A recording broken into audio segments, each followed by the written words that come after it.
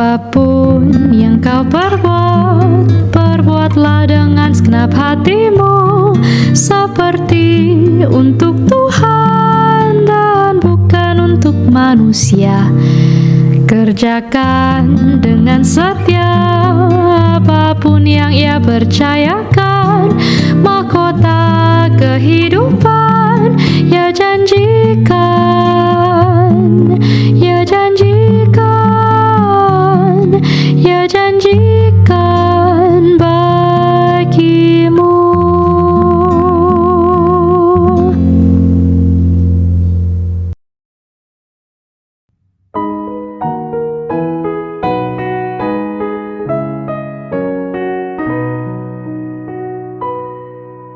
Oke? Segini oke ya? Baik, terima kasih. Ya, rekan-rekan sekalian, hari ini kita akan secara singkat mempelajari seorang tokoh, saudara, yang namanya adalah Anselmus, saudara. Saudara, kita perlu menyadari ya bahwa saat ini kita memiliki doktrin-doktrin di dalam Kristianitas kita, dan doktrin-doktrin tersebut kita perlu sadar tidak datang secara tiba-tiba. Ada satu buah pergumulan yang cukup panjang, yang akhirnya saat ini membuat kita bisa punya doktrin yang kita miliki saat ini, saudara. Ada perjalanannya, termasuk ada sudut-sudut yang kelihatannya saat ini kita anggap pemikiran-pemikiran yang aneh, saudara. Namun tanpa pemikiran-pemikiran tersebut, kita tidak punya apa yang kita miliki saat ini, saudara.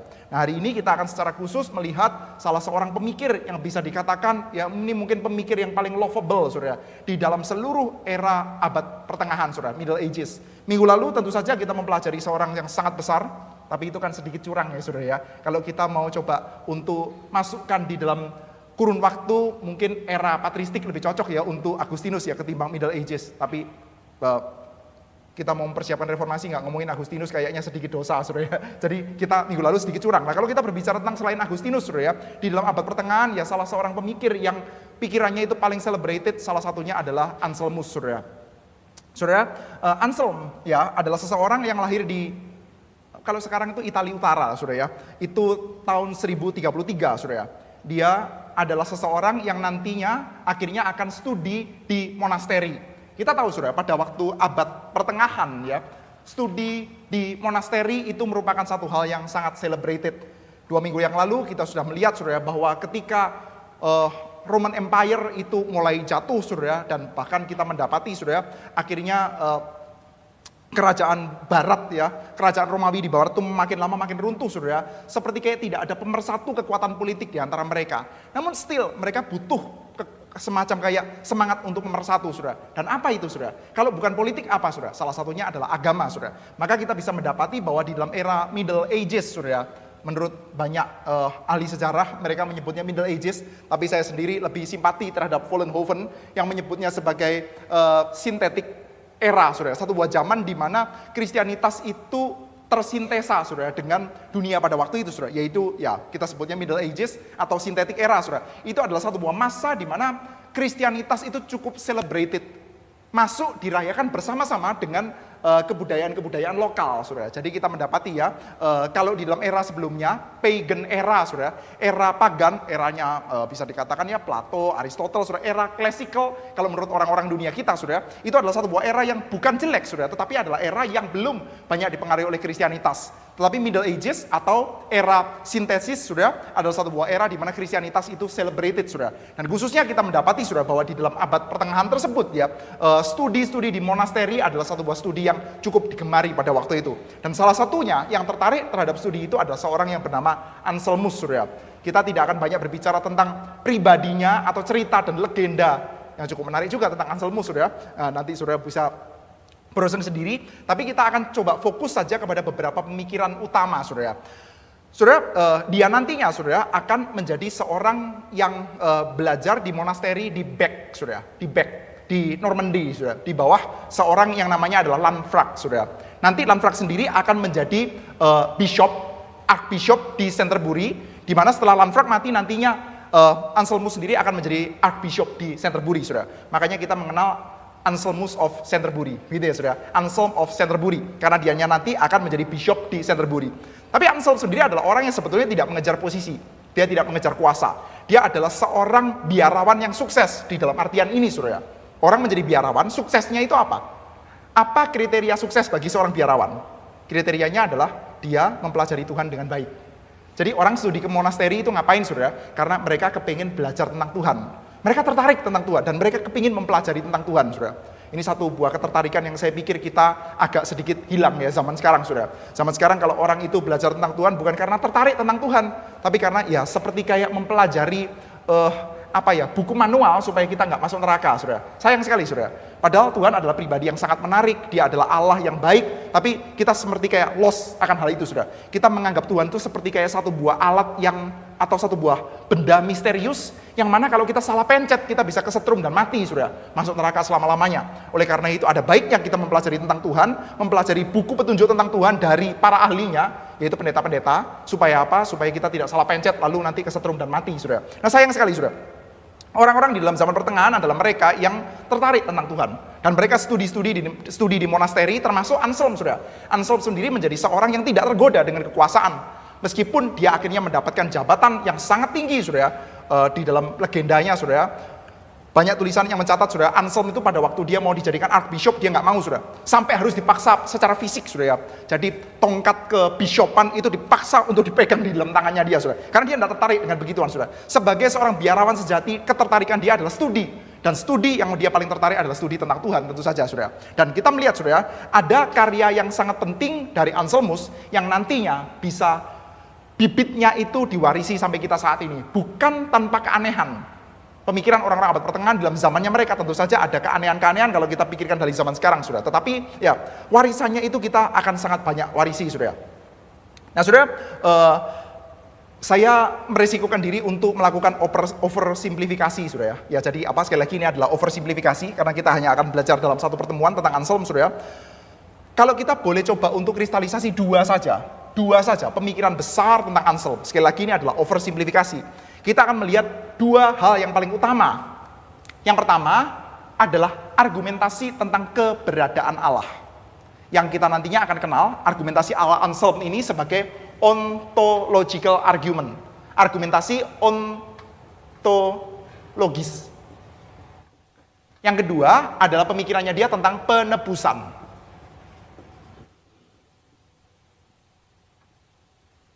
Argumentasi tentang ontologis ini ditulis di dalam bukunya Anselm yang judulnya adalah Prologos, saudara. Proslogion, saudara. Judul bukunya adalah Proslogion, saudara. Oke, saudara. Apa yang dicatat di dalam bukunya dia? Bagaimana dia membuktikan keberadaan Allah, saudara? Pertama-tama kita mesti sadar bahwa Anselm tidak memakai kata-kata argumentasi ontologis, enggak, saudara. Jadi ini adalah pendefinisian dari orang-orang abad 18 lah kira-kira saudara, ontological argument. Tapi kira-kira apa sih argumentasinya dia? Nah ini dari kata bahasa Yunani onto saudara. Onto itu apa? Onto itu artinya adalah core dari being saudara. Jadi artinya adalah kita berusaha untuk membuktikan keberadaan Allah. Membuktikan bahwa Allah itu ada dari keberadaannya sendiri. Jadi seperti kayak gini saudara. Kalau kita berbicara tentang manusia ya, bicara manusia itu ada yang tinggi, ada yang pendek. Ada yang laki-laki, ada yang perempuan. Ada yang kaya, ada yang miskin. Tapi itu adalah manusia. Manusia tinggi, manusia pendek. Manusia yang gemuk, manusia yang kurus. Manusia yang pintar, manusia yang bodoh. Tapi itu manusia, saudara. Semuanya itu adalah tempelan tentang manusia. Tinggi, pendek, pintar, bodoh itu adalah tempelan tentang manusia. Tapi kita mau berbicara tentang manusianya itu sendiri. Jadi kalau kita berbicara tentang Allah, kita bicara tentang Allah yang besar, Allah yang hebat, Allah yang berkuasa. Tapi tidak. Kita bicara tentang Allahnya itu sendiri. Dalam hal ini saudara, argumentasinya itu tidak akan bersifat eksperiensial. Jadi kita tidak berusaha untuk membuktikan keberadaan Allah dari misalkan ya pengalaman-pengalaman perjumpaan dengan Allah, pengalaman kehidupan yang diubahkan oleh Tuhan, atau pengalaman mistis dan spiritual tertentu saudara, yang itu mana sangat khas bagi orang-orang abad pertengahan. Mereka adalah orang yang bersemedi, saudara. Mereka adalah orang-orang yang berpuasa, berdoa. Mereka adalah orang-orang yang mengalami pengalaman-pengalaman spiritual, saudara. Tetapi argumentasinya Anselm tidak bergerak dari arah sana, saudara. Dia bergerak dari arah ontological argument, dari dari dirinya Allah sendiri. Tidak peduli Anda berjumpa dengan dia atau tidak peduli Anda mengalami dia atau tidak peduli apa hal yang dilakukan oleh dia, tapi kita berbicara tentang being-nya Allah, dan dari sana kita akan membuktikan keberadaannya dia. Kurang lebih seperti itu sudah argumentasi ontologis dari Anselmus. Nah, bagaimana argumentasi tersebut berjalan saudara? Anselm adalah orang abad pertengahan, sekali lagi saudara. Dia bukan orang yang berusaha untuk membuktikan keberadaan Allah di hadapan Richard Dawkins. Ya kan? Dia ini tidak hidup di abad 21, dia tidak bertemu dengan para filsuf abad 18 ke belakang, dia tidak bertemu dengan Friedrich Nietzsche misalkan, dia tidak bertemu dengan Immanuel Kant atau Karl Marx atau Feuerbach, tidak saudara. Dia bertemu dengan orang-orang di monasteri, dia tidak bertemu dengan orang-orang yang berusaha untuk membuktikan secara argumentatif bahwa Allah tidak ada. Enggak saudara.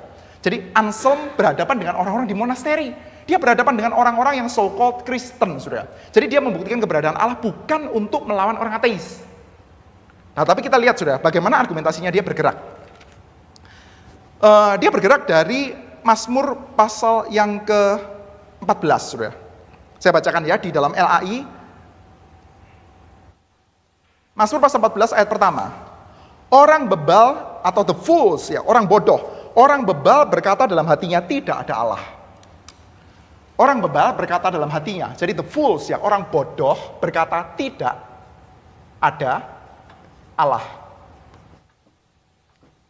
Saudara, kita lagi studi Anselm ya, kita bukan studi Mazmur. Kita tidak melakukan eksegesi terhadap kitab Mazmur, tapi kita studi Anselm, saudara. Saudara, orang bodoh berkata tidak ada Allah. Orang yang kepadanya kitab Mazmur ini ditulis bukanlah orang-orang ateis.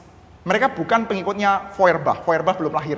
Bukan pengikutnya Immanuel Kant. Immanuel Kant belum lahir pada waktu Mazmur 14 ditulis. Betul ya saudara? Jadi apa yang dimaksudkan dengan tidak ada Allah?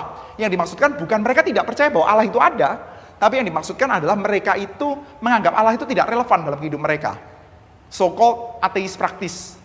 Banyak di antara orang modern mungkin seperti ini. Kalau ditanya, kamu percaya Tuhan itu ada nggak? Ya percayalah. Apakah God itu eksis? Ya, saya percaya Tuhan itu eksis.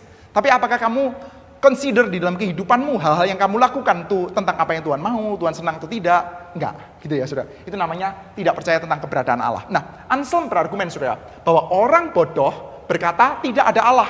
Saya tidak mau menjadi orang bodoh seperti itu. Kita adalah orang di monasteri. Kita adalah orang yang berdoa, kita adalah orang yang mencintai Tuhan. Oleh karena itu kita tidak mau menjadi orang bodoh. Lalu bagaimana dia membuktikan dengan single argument bahwa Allah itu ada?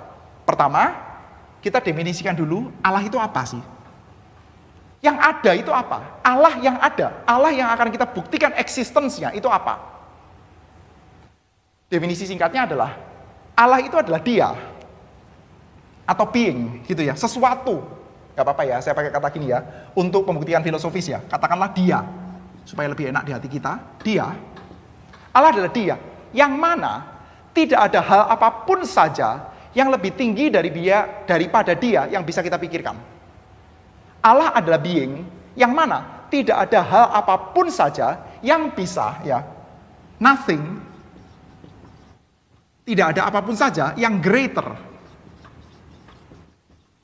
tidak ada apapun saja yang lebih besar daripadanya yang bisa kita pikirkan. Jadi untuk membuktikan keberadaan Allah, pertama-tama kita janjian dulu tentang definisi. Apa sih yang kita mau buktikan? Yang kita mau buktikan keberadaannya adalah Allah. Oke, Allah itu apa? Kita mau buktikan tentang keberadaannya apa? Kita buktikan keberadaan Allah, yaitu dia yang mana tidak ada yang lebih besar yang dapat kita pikirkan tentang dia. Jadi nggak ada lagi yang lebih besar daripada dia. Saudara, coba ambil contoh gini, saudara.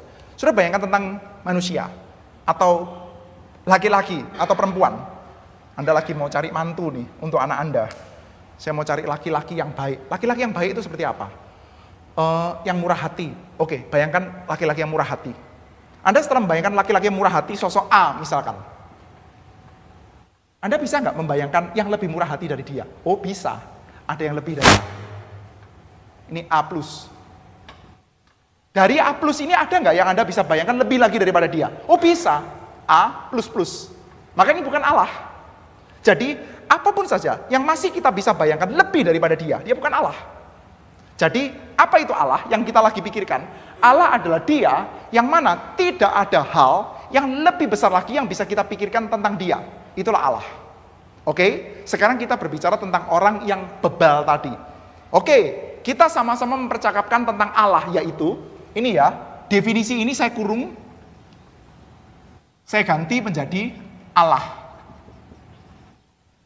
Atau kalau pakai persamaan matematika, saya pakai kata X.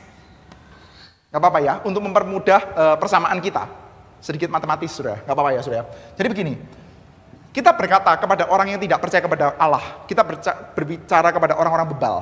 Oke, sekarang kamu setuju ya, kita sama-sama mempercakapkan tentang ini, tentang dia, yang mana tidak ada yang lebih besar yang bisa kita pikirkan tentang dia. Oke, sama-sama setuju. Katakanlah saya orang bebalnya, Anda orang pintarnya, Anda orang salehnya, saudara. Oke, sekarang si bebal. Nah, ini ada si bebal. Dan ini adalah Anda. Ini adalah kita. Nah, kita sama-sama mempercakapkan tentang Allah, kita sama-sama membicarakan tentang X. Artinya, begitu kita percakapkan tentang X ini, X itu ada dalam kepala kita, karena kita membicarakannya. Saat ini, Allah itu ada atau enggak, kita belum simpulkan dulu. Tapi, sudah pasti Allah itu ada di dalam pikiran kita. Karena kita lagi bicarakan kan ini ya. Betul kan? Kita lagi discuss tentang keberadaan X ini, keberadaan Allah. Atau keberadaan dia, yang mana tidak ada yang lebih besar yang bisa kita percakapkan selain daripada dia, yang bisa kita pikirkan selain daripada dia. Jadi saudara, sekarang kita membicarakan X ini ada di dalam pikiran kita. Nah, X ini ada nggak sih di dalam real world? Kita sedang berbicara tentang sesuatu yang mana kita tidak bisa pikirkan hal yang lebih besar daripada dia. Kita lagi percakapan itu di dalam kepala kita. Pertanyaannya, itu, Allah itu atau X itu ada nggak di dalam real world? Di dalam dunia nyata? Nah, kita bisa berdebat. Lalu, Anselm berkata, oke, mari kita asumsikan. Let's assume bahwa X itu cuman ada di dalam benaknya orang, tapi nggak ada di dalam dunia nyata. Ini argumentasinya orang bebal nih. Jadi Allah itu cuman ada di dalam otak, nggak ada di dalam dunia nyata. Pinjam sedikit argumentasinya orang yang lebih modern, Feuerbach misalkan. Dia mengatakan, ya Allah itu kan sebetulnya proyeksi aja ya. Di dalam otaknya kita memproyeksikan hal-hal yang bagus. Kita memproyeksikan misalkan bijaksana, atau kekuatan, atau kebesaran, atau kehebatan. Maka muncul di sana dewa yang modelnya seperti kayak objektifnya manusia. Orang-orang India itu masyarakatnya banyak sekali. Dia butuh dewa yang bisa menolong orang yang begitu banyak. Maka dewanya tangannya banyak. Itu proyeksi dari otaknya manusia aja. Orang Chinese itu punya sejarah panjang. Ini menurut seorang penulis namanya Boye Lafayette, saudara. Punya sejarah yang sangat panjang sebagai bangsa yang besar. Bangsa besar itu biasanya punya problem dua, saudara. Kalau nggak kesulitan keuangan, kesulitan makanan. Bangsa besar ya. Negaranya luas sekali, saudara. Kadang-kadang begitu ada gagal panen tertentu kelaparan. Oleh karena itu proyeksinya mereka adalah kenyang dan kaya. Dewanya pun diproyeksikan gemuk dan banyak emasnya. Ya kan, saudara? Jadi kira-kira seperti itu, saudara. Jadi Allah itu ada nggak? Ada, tapi dalam otak saja, dalam pikiran aja. Tapi begitu keluar sebetulnya itu nggak ada. Itu cuma proyeksi aja. Katanya Feuerbach, saudara. Tapi ya, ini Anselm, Feuerbach belum lahir ya, saudara. Anselm mengatakan, oke, jadi kita sedang membicarakan tentang keberadaan Allah yang sama-sama kita setujui ada di dalam benak kita, tapi tidak ada di dalam dunia nyata. Ya, setuju ya? Katakanlah saya setuju dulu nih. Anselm setuju dulu sama orang bebal nih. Kita sama-sama setuju bahwa Allah atau X cuman ada di dalam benak karena kita lagi percakapkan, tapi nggak ada di dalam dunia nyata. Pertanyaan sekarang, pertanyaan lanjutan. Sesuatu yang cuman ada di dalam benak dengan sesuatu yang ada di dalam dunia nyata, itu mana yang lebih gede? Mana yang lebih besar? Sesuatu yang cuma ada di dalam angan-angan dengan sesuatu yang ada di dalam dunia nyata. Let's say ada Allah, ada dewa yang cuman ada di otak dengan dewa yang ada di dalam dunia real. In case semua variabel yang ada di dalam X ini ada di sini juga, maka X yang cuman ada di otak dengan X yang ada di dalam dunia real, mana yang lebih besar? Yang mana? Ini kan simpel, saudara. Mungkin nggak terlalu simpel ya, tapi jalan argumennya seperti itu, saudara. Kalau X ya, ini cuma ada di dalam benak, dengan X ada dalam dunia nyata, maka X mana yang lebih besar? X yang cuma ada di otak atau X yang ada di dalam dunia nyata? Yang mana yang lebih besar? Yang ada di dalam dunia nyata tentu lebih besar. Nah, kalau yang ada di dalam dunia nyata ini lebih besar, maka ini jadi kontradiksi, saudara. Jadi kontradiksi. Mengatakan bahwa X itu tidak ada, itu kontradiksi. Karena definisi dari X adalah dia yang tidak ada hal yang lebih besar yang bisa kita pikirkan. Kalau ternyata di dalam dunia nyata dia lebih besar, karena ada ya, ada dalam dunia nyata itu lebih besar, maka dia nggak mungkin nggak ada dong. Sudah nangkep nggak argumennya? Kita kira-kira gerakan argumennya Anselm seperti itu sudah. Jadi berbicara bahwa X itu tidak ada, itu sudah mengindikasikan bahwa X ini lebih kecil daripada X yang ada di dalam dunia nyata. Artinya ada yang lebih gede dari ini. Definisimu sudah langsung false dari awal. Definisimu salah. Jadi kalau kita mau berbicara tentang dia, yang mana tidak ada yang lebih besar daripada dia yang bisa kita pikirkan, maka dia pasti ada, harus ada. Karena begitu nggak ada, dia langsung lebih kecil, kita langsung bisa memikirkan yang lebih besar. Jadi kita bisa berdebat panjang tentang, saya ambil contoh ya, kalau ini misalkan kategorinya adalah super eko. Kalau eko aja kurang lah, sakit pinggang. Super eko, nggak ada sakit pinggangnya, nggak ada capeknya, disuruh apapun bisa, senantiasa saleh, tidak punya kelemahan. Ini namanya super eko. Ini dalam otak ya, dalam otaknya kita. Ada di sini super eko. Super eko. Kita bicarakan super eko, ada nih dalam otak. Di dalam dunia nyata, ada nggak super eko? Super eko ada nggak dalam dunia? Dalam dunia nyata kan nggak ada kan ya, super eko ini. Adanya ya eko yang penuh dengan kelemahan, sudah. Super eko nggak ada. Eko cuma ada di dalam otak. Di dalam dunia nyata nggak ada. Noh, jadi saudara, kita bisa mengatakan bahwa super eko yang ada di sini, andai ada super eko dalam dunia nyata, maka super eko ini kan lebih besar. Super eko ini adalah super eko plus daripada super eko yang cuma ada dalam otak. Betul nggak? Cukup jelaskan ya. SE ini dengan SE ini lebih hebat. Tapi SE ini nggak ada. Tapi SE ini nggak ada terus gimana? Ya nggak apa-apa. Karena apa? Karena SE ini adalah super eko. Eko itu adalah apa? Eko ya adalah manusia biasa. Eko itu bukan dia yang mana tidak ada hal lebih besar yang bisa Anda pikirkan tentang dia. Ada banyak hal yang lebih besar yang bisa Anda pikirkan tentang daripada Eko, sudah ada. Anda bisa sebutkan 100.000 orang yang lebih ganteng daripada saya. Anda bisa sebutkan 10.000 orang yang lebih tinggi daripada saya. Anda bisa sebutkan 1 juta orang yang lebih pintar daripada saya. Anda bisa sebutkan 1 juta orang yang lebih saleh daripada saya. Yang lebih dari Eko itu banyak. Jadi, kalau ada something yang greater than Eko, no problem. Ini tidak bertuburukan dengan definisinya. Tapi, kalau definisinya di sini adalah Allah, yang mana tidak ada sesuatu yang lebih besar daripadanya. Begitu kita membuat ada di sini Allah plus, berarti ada yang lebih besar daripada ini. Definisinya langsung kacau. Cukup jelas ya? Enggak. Gini ya. Jangan eko dah. Roti aja ya. Kita ngomong roti. Apakah roti? Roti adalah campuran tepung dan telur yang diolah. Ini roti. Kita bicara roti yang tidak bisa habis, yang rasanya super enak, yang pokoknya bisa mengenyangkan, sekali dimakan kenyang selama-lamanya, dan enak dan puas. Roti. Ada di dalam angan. Roti super. Ada nggak di dalam dunia real? Kita sama-sama percakapan nih, sama-sama ada di dalam otak kita. Glo, tahu nggak? Ada roti yang enak sekali. Rasanya enak. Begitu digigit di dalam bibirnya kita kepengen rasa abon jadi abon, kepengen rasa meses jadi meses. Ketika kita makan juga gizinya pas, nggak akan kegemukan. Makan terlalu banyak nggak akan kegemukan. Makan kekurangan nggak akan terlalu kurus. Wow, itu namanya adalah super roti. Kita sama-sama percakapan. Roti itu ada nggak di dalam otak kita? Ada, karena kita lagi omongin. Di dalam dunia real ada nggak? Nggak ada. Andai roti itu ada di dalam dunia real, tentu roti super ini akan lebih besar daripada yang cuma ada di dalam otak. Andai dia ada. Tapi roti ini kan nggak ada. Terus kalau roti ini nggak ada gimana? Ya nggak apa-apa. Karena roti itu definisinya adalah tepung dan telur. Definisinya dia itu tidak bertuburukan. Tepung dan telur yang super kayak gitu memang kagak ada di muka bumi kita. Tapi kalau definisi di sininya adalah dia yang mana tidak boleh atau tidak ada hal yang lebih besar daripada dia yang bisa kita pikirkan. Maka begitu kita katakan ini tidak eksis, maka kita bisa pikirkan yang lebih besar daripada dia, yaitu dia yang eksis.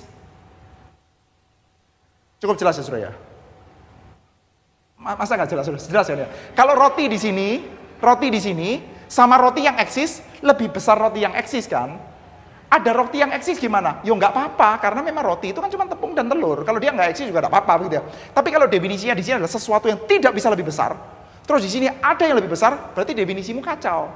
Therefore, Allah tidak mungkin tidak ada. Tidak bisa Allah itu tidak ada. Ketika kita mengatakan Allah itu tidak ada, itu langsung kacau definisi. Karena definisinya adalah dia yang mana nothing greater. Betul ya? Begitu kita sebutkan yang ada ini adalah greater daripada di sini, definisinya dia langsung kacau. Langsung inkonsisten, langsung incoherent. Jadi argumentasi ateis. Orang-orang yang tidak percaya keberadaan Allah itu adalah argumentasi yang tidak bisa dipertahankan karena di dalam dirinya sendiri itu sudah incoherent, gitu ya. Itu adalah argumentasi dari Anselmus. Terdengar aneh di dalam telinga kita mungkin, tapi ya itulah argumentasinya Anselmus, saudara. Nah, saudara, yang buat saya penting adalah ini, saudara. Ketika dia memikirkan hal ini, saudara, di dalam bukunya dia tidak berhenti sampai kepada mengatakan bahwa tuh kan buktinya Allah itu ada. Tidak, saudara. Tapi dia proceed argumentasi selanjutnya. Jadi tidak ada yang lebih besar, tidak ada yang lebih indah, tidak ada yang lebih kuat, tidak ada yang lebih hebat daripada dia. Maka semua definisi tentang keindahan itu harus bersumberkan daripada dia. Kita mau bicara tentang adil, benar, jujur, lalu apa, saudara? Kasih. Ini, saudara, tidak ada yang lebih besar, tidak ada yang lebih adil, tidak ada yang lebih benar, tidak ada yang lebih jujur, tidak ada yang lebih kasih, yang bisa kita pikirkan lebih daripada Allah. Artinya, saudara, ini akan mempengaruhi apa? Mempengaruhi bukan kemampuan kita untuk berdebat dengan orang ateis. Sekali lagi, pada waktu itu ya orang ateis belum ada. Tapi ini mempengaruhi apa? Mempengaruhi sikap kita dalam berhadapan dengan Allah, saudara. Anda tidak bisa mengatakan bahwa Allah itu tidak adil. Nggak bisa ucapan itu, saudara. Kenapa? Karena standar adil. Gini ya, definisi Allah adalah tidak ada sesuatu yang lebih gede daripada dia yang kita bisa pikirkan. Kalau Allah harus tunduk kepada ide adil atau tidak adil, artinya ada certain kategori di atasnya Allah yang Allah harus tunduk. Ya enggak? Anda pernah mengatakan itu ya? Apa ini predestinasi itu Allah nggak adil, gitu, nggak adil. Sudah, kalau Allah, kita bisa mengatakan bahwa Allah itu nggak adil, seperti kayak gini loh. Saya, Pak Hernin, lalu Pak Onward, Pak Philip, kita bisa saling ngobrol gini ya. Terus berdebat, lalu kita ngomong, wah nggak adil Pak. Artinya, kita semua tunduk kepada satu buah ide yang namanya adalah justice. Kita semua tunduk kepada ide ini. Lalu kita berdebat lah, wah kalau gitu lu nggak adil. Tapi kalau gitu ya ini kayak gini adil lah. Kita berdebat tentang, karena kita sama-sama tunduk kepada ide yang namanya adalah justice. Masalahnya, apakah Allah bisa kita taruh di sini, saudara? Seolah-olah ada ide di atasnya Allah, saudara. Nggak bisa, karena definisi Allah adalah dia yang mana kita tidak bisa pikirkan hal lain apapun saja yang lebih tinggi daripada dia. Maka, saudara, argumentasi ini tidak berhenti sampai kepada kesimpulan Allah itu ternyata ada loh. Enggak, saudara. Tapi ini mempengaruhi tentang satu buah sikap kita, saudara. Argumentasi yang berkaitan terutama dengan ontologi.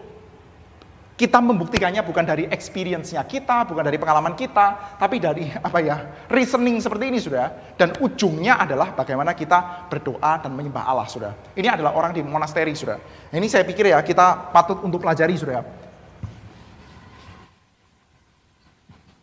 Saudara, apakah argumentasi ini adalah satu buah argumentasi yang sempurna, tidak bisa kita kritik? Tentu saja tidak, saudara. Saya suka dengan satu orang penulis ya, namanya Cornelis van der Kooi. Dia mengatakan ya, so-called argumentasi ontologis ini, saudara, dan juga banyak argumentasi-argumentasi tradisional tentang keberadaan Allah, itu bisa kita kritik di dalam beberapa front, saudara. Salah satunya, kita lupa untuk menyadari bahwa ketika orang itu menolak untuk memberikan kepada Allah apa yang semestinya, penyembahan, pemujaan, dedikasi, itu bukan terutama karena mereka kekurangan argumen, tapi karena apa? Ini paling simpel, saudara. Karena apa? Karena dosa. Jadi, saudara, ketika kita bertemu dengan orang yang menolak untuk menyembah Allah, yang pertama-tama itu bukan kita ajak debat filosofis, saudara. Yang pertama-tama kita doakan supaya dosanya dikalahkan, saudara. Ini masalahnya, saudara. Kita lupa, saudara, tentang doktrin dosa. Ini Van der Kooi sangat mengingatkan kita, saudara. Anda bisa berdebat dan memenangkan perdebatan, membuat orang ateis bungkam, membuat orang-orang yang malas itu bungkam, nggak bisa melawan lagi, saudara. Saudara kalau mendatangi ya rata-rata orang Kristen, saudara, nggak usah orang Kristen lah, orang GRII, saudara, yang sudah jarang ke gereja. Anda datangi ke dalam rumahnya dia, Anda tanya, menurut kamu apakah betul kamu tidak ke gereja lagi? Maksudnya tidak ke gereja lagi itu apakah satu buah tindakan yang benar? Saya kira Mungkin 1-2 ada yang nyebelin banget, yang mengatakan, memangnya yang ke gereja hidupnya lebih baik dari saya? Ada lah yang kayak begitu, saudara. Yang nyebelin banget kayak begitu, saudara. Ada ya, yang kita bisa emosi, saudara. Tapi dikit lah kayak gitu, saudara. Rata-rata akan ngomong seperti apa? Iya Pak, ya saya salah, iya saya semestinya lebih rajin, iya saya gini ya. Tapi besok minggu datang enggak? Ya mungkin datang, 1 minggu, 2 minggu, setelah itu enggak datang lagi. Karena apa, saudara? Karena mereka bukan kekurangan argumen. Mereka bukan kekurangan kekuatan filosofis, saudara. Ini, saudara, yang mesti ditaklukkan. Dosa di dalam beragam bentuknya, saudara. Yang dosa itu bisa termanifestasi melalui kebiasaan-kebiasaan hidupnya manusia, atau kehidupan yang sudah enak dan sudah lancar, itu bisa dimanifestasikan di sana, saudara. Jadi, ini mesti kita pertimbangkan secara serius. Lalu satu lagi, saudara, yang Van der Kooi sebetulnya memberikan 8, saudara. Tapi yang saya pikir 2 yang sangat esensial adalah, dia mengatakan ini, saudara. Pembuktian tentang Allah yang bisa kita buktikan secara ontologis, secara filosofis. Kayak tadi, saudara. Tadi kita berbicara tentang keberadaan Allah, saudara. Oke, mari kita bercakap tentang keberadaan Allah. Saya akan buktikan berdasarkan reason alone bahwa tidak percaya Allah itu kontradiktori. Anselm bisa melakukan itu, saudara. Akhirnya, ujungnya adalah kalau Anda memenangkan perdebatan, Anda akan membuat sama-sama setuju. Orang akan sama-sama setuju bahwa mengatakan bahwa God exist. Allah itu ada. Tapi, saudara, hal ini ya sebetulnya ya nggak membawa manusia kemana-mana loh. Nggak membawa manusia kemana-mana, saudara. Karena apa? Karena Allah yang dinyatakan melalui argumentasi ini adalah apa? Allah yang definisi yang tadi ya, tidak bisa kita pikirkan sesuatu yang lebih besar daripada dia. Sementara, apa itu besar? Apa itu besar? Orang-orang di dalam dunia ya, itu punya konsep tentang besar. Maksudnya, Anda ketemu sama orang di warung sana, saudara. Kita sama-sama ngobrol, ngopi di warung. Lalu ada foto-foto di warungnya dia. Banyak kan, saudara, warung yang seperti itu, saudara. Lalu ada foto-fotonya orang yang bersama dengan dia. Misalkan warungnya itu penuh foto-foto, saudara. Ada foto bersama dengan artis, ada foto bersama dengan pejabat. In one word, saudara. Kalau saya boleh simpulkan, mereka ini sedang berfoto untuk beriklan tentang restonya dia ya. Ini foto dengan orang apa? Simpel kan ya? Berfoto dengan orang besar. Besar dalam bentuk macam-macam lah. Besar pengaruhnya kalau dia artis, besar kecantikannya, besar kelucuannya, besar kepintarannya, besar jabatannya. Dia adalah foto dengan orang besar. Lalu Anda ngomong sama pemilik warungnya, wah, di warung ini banyak orang besar datang ya. Pemilik warungnya nggak akan diem dulu lalu bilang, tunggu dulu, apa maksudmu tentang besar? Mari kita berdebat dulu tentang definisi besar. No, kita sudah sama-sama setuju, sudah sama-sama tahu. Kita sudah sama-sama punya konsep tentang apa itu besar. What is great? Kita sudah sama-sama tahu, sudah. Pertanyaannya, waktu kita mengatakan bahwa Allah itu besar, berdasarkan definisi kitab suci kita, dengan percakapan kita sehari-hari, Allah itu besarnya sama atau beda, sudah? Banyak sekali bedanya kan? Saudara, kalau kita mau tanya dalam kitab suci kita, saudara, tunjukkan kekuatan Allah. Paulus ngomong apa? Injil adalah kekuatan Allah. Apa yang ditunjukkan? Kristus yang tersalib. Itu adalah kekuatan, itu adalah kebesaran. Jadi nggak kena sama sekali, saudara. Akhirnya Allah yang bisa dibuktikan melalui argumentasi ini adalah Allah yang besar di dalam konsep yang tidak disajikan di dalam Alkitab. Sementara di dalam Yohanes pasal pertama dinyatakan dengan jelas, saudara. Nggak ada yang pernah lihat Allah. Kalau kamu mau tahu Allah itu seperti apa, maka anak tunggal Allah yang duduk di pangkuan Bapa, dialah yang menyatakannya, saudara. Kita tidak bisa mengenal the real God, kecuali kita mengenalnya melalui Yesus dari Nazaret. Sekali lagi, saudara, kita bukan mau mengatakan bahwa Anselm siapa ini, dasar manusia tak berguna, argumentasinya nggak ada. Bukan, kita bukan mau mengatakan itu, saudara. Tetapi, saudara, argumentasi ini ada kelemahannya. Argumentasi ontologis, seolah-olah kita seperti kayak nggak butuh Bible, saudara. Nggak butuh Alkitab untuk menyatakan keberadaan Allah seperti ini. Melalui filosofi kita bisa membuktikan tentang keberadaan Allah, saudara. Saudara, dari sini, saudara, saya harap Anda simpen dulu ini. Nanti kita akan lihat, saudara, kontur pemikiran seperti apa yang nantinya akan menjadi titik departurnya dari Martin Luther. Martin Luther itu akan melawan konsep tentang Allah yang disajikan di dalam dunia abad pertengahan itu seperti apa, saudara. Salah satunya, ya sumbangsi pemikiran seperti ini, saudara. Bukan berarti pemikiran ini tidak berguna. Sekali lagi ya, di dalam zamannya, kalau kita mau coba apresiatif ya terhadap Anselm mencoba untuk sedapat mungkin, saudara, punya ketertundukan yang besar kepada Tuhan. Kita tidak bisa berbicara kepada Allah yang mengatakan Allah itu tidak adil. Wah, kalau gitu Tuhan kurang mengasihi saya. Saya mulai ragu-ragu loh Tuhan itu mengasihi saya atau enggak. Tunggu dulu. Artinya kamu menundukkan Tuhan kepada konsep kasih yang lebih tinggi dong, begitu ya. Jadi kita bisa apresiatif terhadap Anselmus, tapi bukan berarti nggak ada hal yang bisa kita kritisi dari sana, saudara. Oke, saudara. Selanjutnya. Selanjutnya adalah argumentasi berkenaan dengan penebusan. Ini ditulis oleh Anselmus di dalam buku Cur Deus Homo. Mengapa Allah menjadi manusia? Cur Deus Homo. Mengapa Allah manusia gitu ya? Cur Deus Homo. Deus Allah, Homo manusia. Saudara, kita mesti ingat bahwa Anselmus hidup di dalam zaman yang bersifat sangat feodal, saudara. Sistem tuan-tuan tanah yang punya para pekerja, itu adalah dunia di mana Anselmus hidup, saudara. Dan di dalam dunia pada waktu itu, saudara, kadang-kadang ya terjadi para pekerja itu nyolong sesuatu dari tuan tanahnya. Of course ya, dari zaman dulu sampai sekarang lah. Kadang-kadang di saat ini kan juga gitu ya. Pegawai ya sedikit-sedikit nyolong lah. Di dalam bentuk yang macam-macam lah. Gitu ya. Kadang-kadang ya ada sesuatu yang nyolong, dicolong, saudara. Suatu kali ketahuan. Ketika ketahuan, saudara, maka ada dua jenis hal yang harus dilakukan oleh terdakwanya atau yang bersalah, saudara. Jadi ada tuan tanah dan ada pekerja atau budak yang nyolong, saudara. Ketika dia menyolong sejumlah X, apa yang harus dia lakukan? Apa yang pekerja itu harus lakukan? Pertama tentu saja yang dicolong harus dikembalikan. Kalau sudah dipakai ya dia mesti kembalikan. Misalkan dia nyolong 1 juta rupiah, dia harus kembalikan 1 juta rupiah yang dicolong. X-nya harus dibalikin.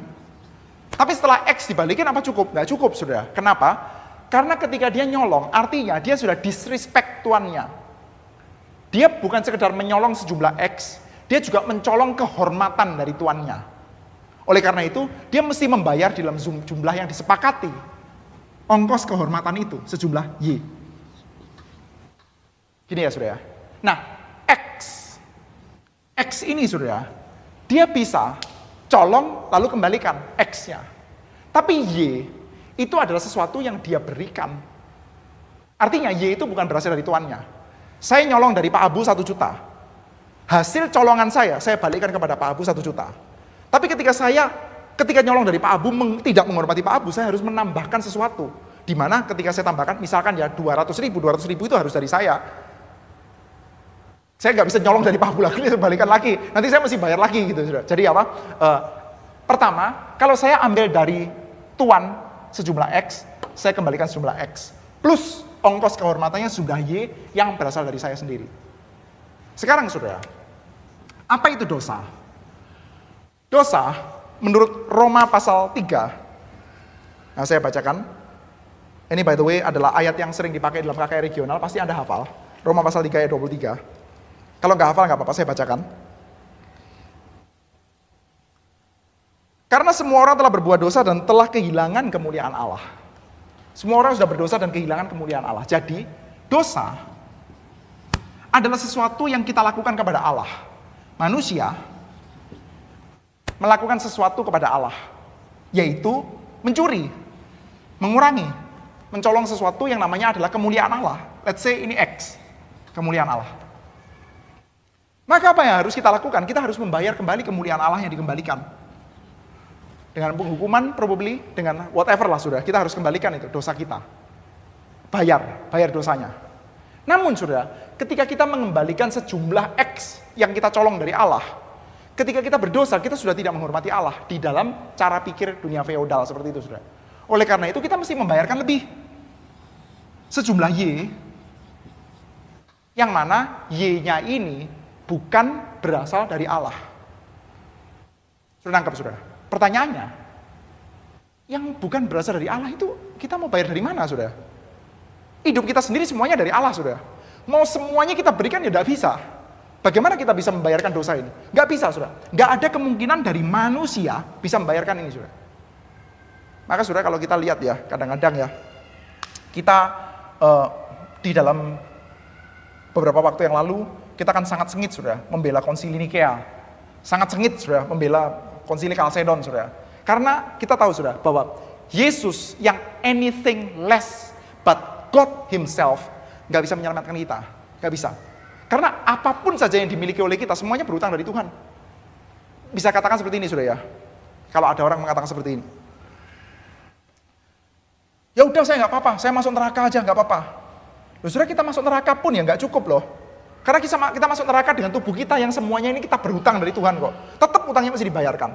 Jadi penebusan itu mutlak dibutuhkan, saudara. Nggak bisa nggak. Dan manusia nggak mungkin bisa. Nggak ada manusia yang bisa karena manusianya sendiri berhutang. Mau kita bayarkan maksimal kita bisa bayarnya X, itu pun juga nggak bisa kan ya.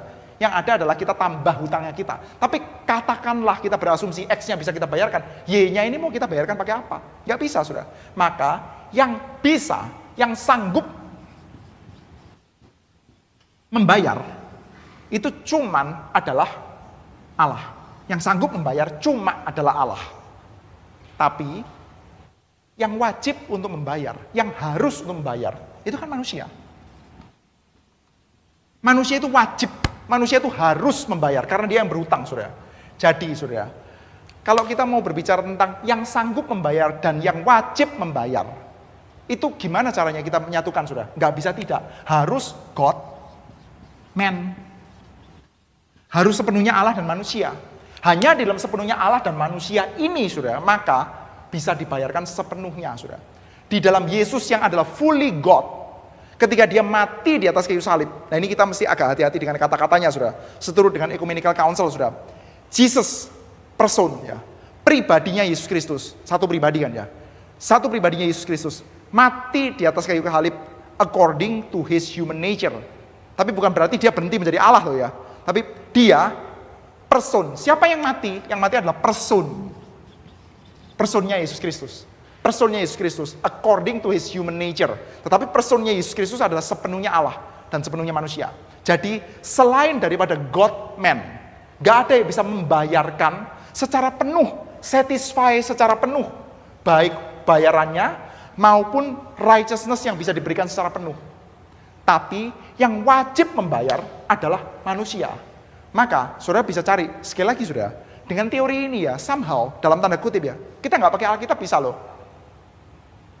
Ya enggak, kita bisa berargumentasi sama orang Yahudi tentang hal ini. Kita bisa berargumentasi sama Muslim dalam hal ini saudara. Anselm ya, maksudnya konsepnya Anselm ya. Mereka bisa berargumentasi sama orang Yahudi dan dengan orang Muslim dengan ini. Karena kita nggak bisa berargumentasi dari Alkitab dengan orang Yahudi. Saudara berargumentasi sama orang Yahudi, mari kita baca kitab Korintus ya, gue nggak akui itu kanonik, gitu ya. Kita ngomong sama orang Islam, mari kita ngomong tentang surat Galatia, ya saya nggak percaya itu firman Tuhan.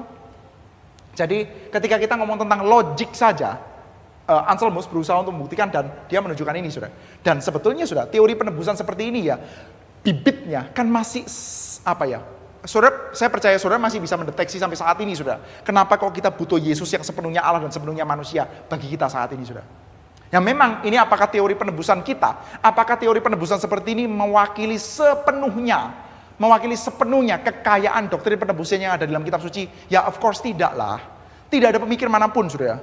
Tidak Luther, tidak Calvin, tidak siapapun saja orang bisa mewakili seluruh kekayaan doktrin penebusan yang ada dalam kitab suci dalam satu pemikiran, nggak bisa saudara. Maka saya kira kita bisa memberikan kritikan-kritikan terhadap doktrin penebusan ala Anselm, ya bisa. Ada kekurangan-kekurangan? Ya ada. Misalkan saudara, kita belum ngomong tentang apa itu artinya penebusan, apa itu artinya kehidupan yang diubahkan. Belum banyak bicara tentang itu saudara, karena memang dia hidup di dalam dunia feodal, yang memang Tuhan memakai dia di dalam dunia pada waktu itu, maka unsur legal, ya, unsur legal dari Injil, ini yang lebih banyak disoroti saudara. Unsur justice, unsur legal. Apakah Injil kita itu berbicara unsur legal? Ya, sudah pasti saudara. Kata-kata righteousness yang dipakai oleh Paulus, misalkan ya, terminologi ini Paulus ya, righteousness dipakai sama penulis yang lain mungkin bisa beda ya, tapi dipakai sama Paulus, kata dikaiosune, itu kan banyak sekali nuansa legalnya saudara ya. Tapi apakah hanya nuansa legal yang ada dalam penebusan kita? Of course tidak saudara. Maka dalam hal ini saudara, kita mendapati ya, ada warisan yang sangat baik saudara, ketika kita berbicara tentang penebusan secara legal, di dalam pemikirannya Anselmus saudara. Nah, kontur pemikiran seperti ini saudara nanti akan banyak sekali mewarnai abad pertengahan saudara. Dan di dalam kontur pemikiran seperti inilah nanti orang-orang para reformator kita akan bereaksi. Seperti Martin Luther saudara akan bereaksi saudara. Apakah nuansa legalnya dibuang? Ya tidak saudara. Apakah argumentasi-argumentasi filosofisnya dibuang? Ya tidak saudara. Saudara, in fact kalau saudara itu mau lihat ya, salah satu argumentasinya Martin Luther di dalam disputasi Leipzig ya, Leipzig debate ya, ketika dia berdebat dengan John Eck ya. Luther itu kan terpojok ya, di dalam perdebatan terpojok. Dan ketika orang terpojok itu kadang-kadang pemikiran-pemikiran yang sangat tajam itu keluar, saudara. Pada waktu itu Luther berdebat dengan John Eck, ya. Luther dengan Johann Eck. Perdebatannya adalah pada waktu itu, kalau kita mau tanya siapakah wakil Kristus yang sejati, yang kepadanya kita harus mendengarkan, perdebatannya adalah antara papacy atau kepausan atau konsiliaris, konsili gereja. Jadi kalau kita mau berdebat tentang iman Kristen, percaya kepada Kristus, maka kita harusnya ikut paus atau ikut konsili. Kira-kira begitu, saudara. Luther, dia kan ada di dalam jalur, kita semua tahu, saudara, ada di dalam jalurnya Jan Hus. Jan Hus sendiri adalah dia yang dikutuk di dalam hukuman mati dalam konsili Konstans ya. Konsili Konstans sendiri adalah konsili yang memutuskan bahwa paus yang benar itu satu, dua yang lainnya salah. Artinya sudah pernah ada perdebatan antara 3 paus, satu di Pisa, satu di Roma, satu di Avignon. 3 paus berdebat. Jadi mana yang paus, mana yang antikristus, mereka semuanya saling berdebat. Yang Pisa ngomong yang 2 antikristus, yang Roma mengatakan yang 2 antikristus, yang Avignon mengatakan Roma dan Pisa antikristus. Jadi sekarang kalau kita mau mengatakan bahwa paus adalah wakil Kristus, pertanyaannya adalah paus yang mana? Tapi sekarang konsili Konstans mengatakan enggak, ini semuanya salah, sekarang yang benar adalah Paus Martin. Nah, namanya begitu, saudara. Bukan Martin Luther ya, saudara. Paus Martin, konsili Konstans memutuskan itu, saudara. Dan di dalam konsili ini juga Jan Hus dihukum mati, dibakar. Maka Luther mengatakan bahwa Jan Hus itu sebetulnya nggak layak dihukum mati. Artinya konsili salah. Konsili yang memutuskan tentang perdebatan paus itu salah. Jadi kamu mau memihak kepada paus? Ya enggak juga. Faktanya pernah ada paus 3, pasti nggak bisa pausnya benar semua, sudah. Jadi Luther dikatakan, kamu itu ya, perdebatan kita adalah kamu mau memihak kepada paus atau kepada konsili. Lalu Luther mengatakan paus enggak, konsili juga enggak. So gimana kamu maunya begitu ya? Ini alternatifnya adalah A sama B. Terus kamu mau milih apa? Ya at that moment, sudah.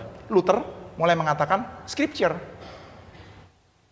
Ini maksudnya orang mengatakan sola scriptura itu nggak langsung tahu-tahu diem-diem pop up di dalam kepalanya dia ngomong sola scriptura, kan enggak, sudah. Ada semacam keadaan tertentu, sudah. Nah, Luther yang mengatakan sola scriptura, ya, Luther yang mengatakan, bisa dikatakan ya, sumber yang utama kitab suci, sudah. Sudah kalau pelajari dalam tulisan-tulisannya, dia mengutip dari bapak-bapak gereja, mengutip dari konsili-konsili, mengutip dari the greats lah, sudah. Itu lebih banyak daripada kutip Alkitab loh. Artinya, yang saya ingin katakan adalah ketika kita mengatakan Anselmus, argumentasinya dia itu banyak menggunakan banyak menggunakan reasoning, belum banyak menggunakan Alkitab dan lain sebagainya. Kita tidak bisa langsung katakan kita reform seperti ini, sudah. Nggak bisa, sudah. Ada perjalanannya, sudah. Ada perjalanannya. Bahkan ketika Luther mengatakan bahwa otoritas tertinggi ada di dalam kitab suci, still tetap ada perjalanannya, sudah. Luther memang berespons terhadap cara pikir seperti ini, sudah. Khususnya nanti memang combat utamanya sama Thomas Aquinas ya, bukan sama Anselm, sudah. Tetapi jalur pikirnya kita bisa sense sedikit, sudah. Tidak berarti serta-merta ketika dia mengatakan bahwa, oh enggak seperti itu, lalu langsung sepenuhnya argumentasi Alkitab muncul semua. Enggak bisa langsung, sudah. Ada jalur fikir yang kita persi untuk hargai, sudah. Oke, sudah. Kira-kira ini yang saya bisa sampaikan, sudah, berkenaan dengan pemikiran Anselmus.